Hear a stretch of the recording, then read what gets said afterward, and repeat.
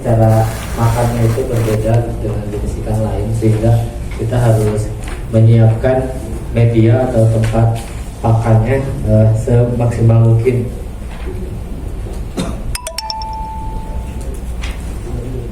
Nah, yang pertama itu untuk tempat pakannya, atau sering disebut dengan feeding tray.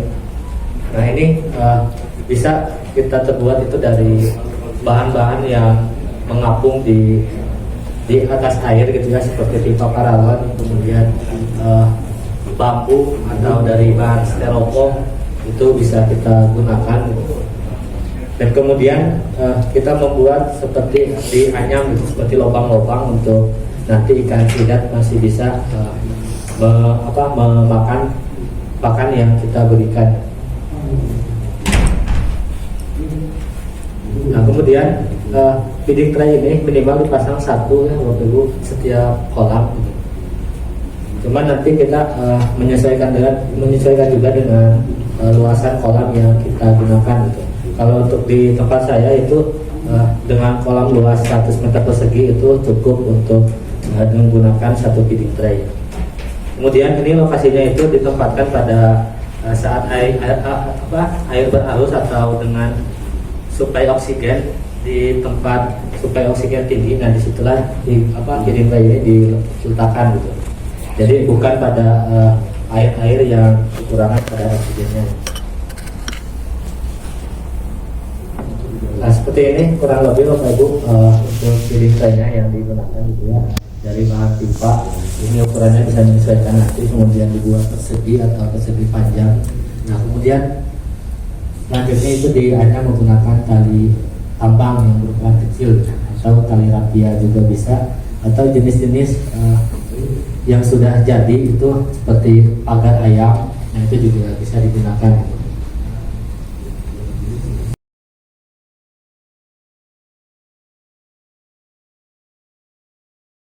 Oke, setelah sholat Jumat dan makan siang, kita melanjutkan untuk pelatihan season ketiga. Kemudian alga ini tadi membutuhkan protein yang cukup tinggi ya, yang di atas 40%.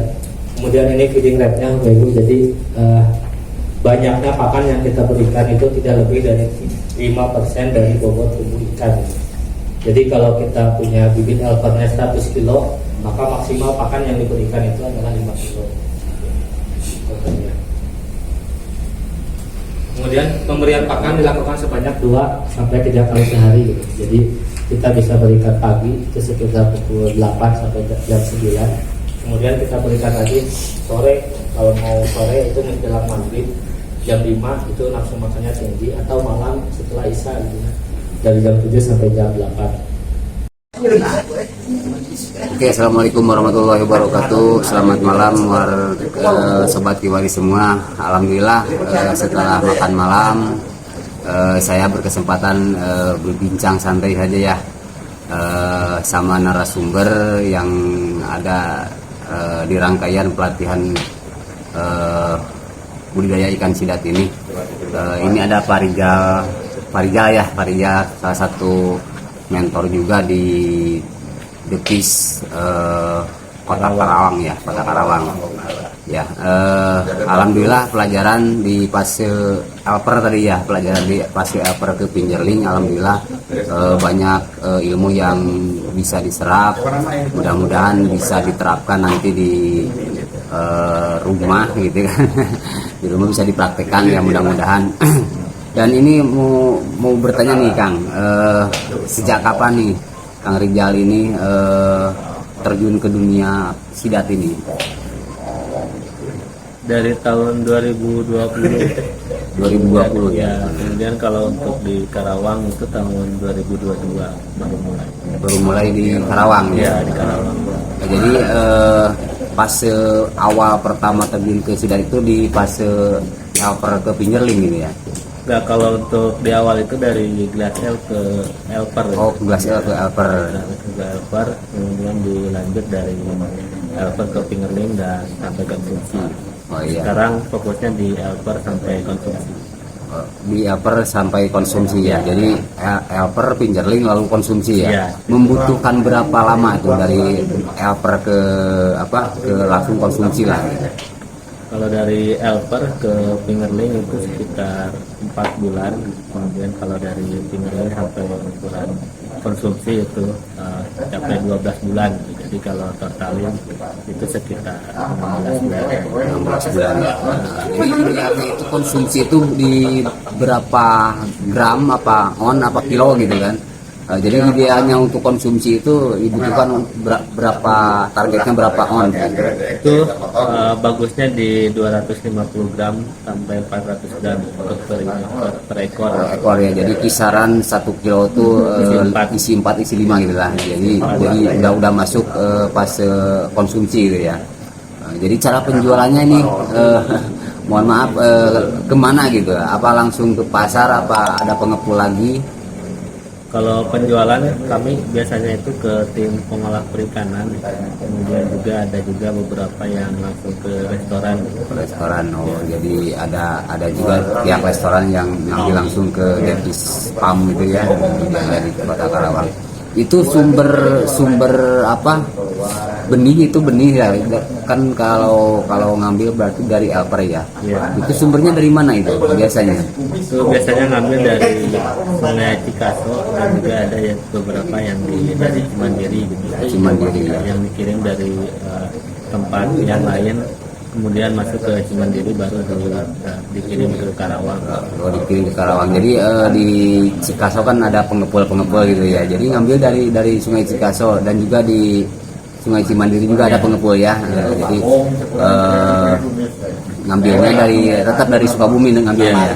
Sukabumi. Ya. Kenapa dari Sukabumi?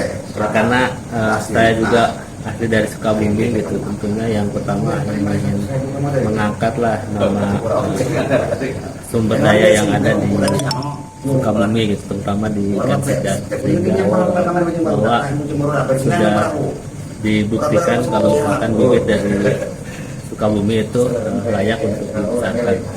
Oh iya betul. Di Sukabumi kan, di Sukabumi Selatan terutama di sekitaran Sungai Cikaso, KUB-nya itu ada juga ya KUB seperti KUB Sida Cikaso, KUB Hajar juga ada yang dari Cikaso ya, dan dari Cimandiri juga Sidat Mandiri kalau nggak salah ya, ada KUB-nya ya. Oh jadi aslinya dari Jampang juga ya, dari Sukabumi gitu ya, Jampang Surade ya. Oh ternyata alhamdulillah ya, warga Jampang juga ya, kebetulan saya orang Jampang juga. Satu kebanggaan lah buat orang Jampang, ada perwakilan dari Jampang yang ikut serta bahkan menjadi mentor gitu kan, jadi mentor pelatihan budidaya ikan sidat ini gitu.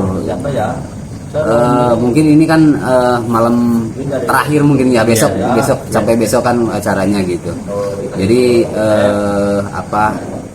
untuk yang di fase helper ke penjerling alhamdulillah udah ya sedikit lah saya udah menyerap gitu kan. Nanti bisa kan, bolehlah saya bisa sharing sama Kang Rijal gitu kan, apabila ada kendala-kendala gitu. Ya, bisa. Iya alhamdulillah, syukur. Satu kebanggaan, satu kebahagiaan bagi saya untuk bisa kenal sama Pak Rijal, dan terima kasih Pak Rijal waktunya ya udah menyempatkan untuk bisa berbincang dengan saya di sini. Oke, demikian Sobat Kiwari. Saya berbincang dengan Kang Rijal yang kebetulan juga ini orang Jampang Kulon juga, Jampang Surade ya. Alhamdulillah, terima kasih. Semoga ilmu yang diberikan sama Kang Rijal, sama kami yang pembudidaya pemula juga bisa bermanfaat, bisa diterapkan di di tempatnya masing-masing. Terima kasih Sobat Kiwari semua. Terima kasih Kang Rijal sekali lagi. Assalamualaikum warahmatullahi wabarakatuh.